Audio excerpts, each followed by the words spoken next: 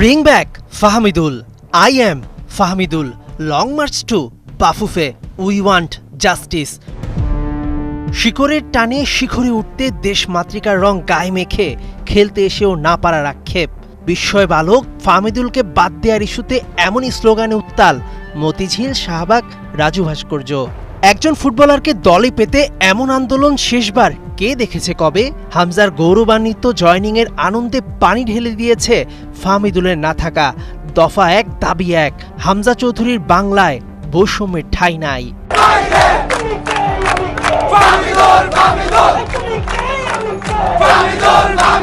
পরিস্থিতি এমন পর্যায়ে গেছে, বাধ্য হয়ে ক্রীড়া উপদেষ্টা আসিফ মাহমুদ আজ বসছেন বাফুফে প্রেসিডেন্ট তাবিদ আউয়ালের সঙ্গে। বুধবার দুপুরে ইস্যুটি সমাধান করতে বসতে যাচ্ছে দুই পক্ষ। কিন্তু আসলে কি হবে সমাধান, নাকি অমীমাংসিতভাবে চাপা পড়ে যাবে দেশের ফুটবল প্রেমীদের কান্না? এই প্রতিবেদনে সেটাই করা হবে পরিষ্কার। ফাহমিদুলের বয়স 18। ইতালির চতুর্থ স্তরে খেলা এই ফুটবলারের ক্যালিবার সম্ভাবনাময়, কিন্তু দল নির্বাচনে হেড কোচের সিদ্ধান্তই শেষ কথা। মঙ্গলবার রাতে হামজা হোটেল ইন্টারকন্টিনেন্টালে আসলে হেড কোচের সঙ্গে মিটিং করেন তাবিদ আউয়াল, যেখানে বাফুফে প্রেসিডেন্টকে তিনি স্পষ্টভাবে জানিয়ে দেন ফাহমিদুলকে তিনি আপাতত নিচ্ছেন না। তবে নিশ্চিতভাবেই বয়সভিত্তিক দলে ফাহমিদুল কোচের ভাবনায় ভালোভাবেই আছেন। কোচের এটুকু বুঝতে ফাহমিদুলকে সৌদি আরব পর্যন্ত নিতে হলো কেন, সে প্রশ্ন ঘুরে ফিরে আসছে বারবার। তাই যারা আশায় বুক বাঁধছেন, আজ তাবিদ আউয়াল আর ক্রীড়া উপদেষ্টা বৈঠকের পরই ফাহমিদুল ইতালি থেকে ঢাকার বিমান ধরবেন, তাদের আশায় নৈরাশ্য। খেলাযোগ নিশ্চিত হয়েছে, সেখানে আসছে না কোনো পরিবর্তন। ফাহমিদুল খেলছেন না, তিতা হলেও এটা ধ্রুব সত্য। শুধু তাই নয়, দুপুর 1টায় বাফুফেতে যে সংবাদ সম্মেলন, সেখানে দল ঘোষণা করবেন না হেড কোচ।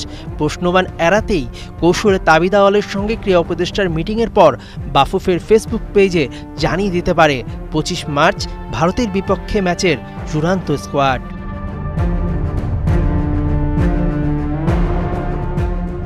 তবে থামছে না দেশের পিপাসার্থ ফুটবলের পাগলা ফ্যানদের আন্দোলন। ফাহমিদুলদের মতো প্রবাসী ফুটবলারদের স্বপ্ন অঙ্কুরেই যেন বিনষ্ট না হয়, সেজন্য দিয়েছে 4 দফা দাবি।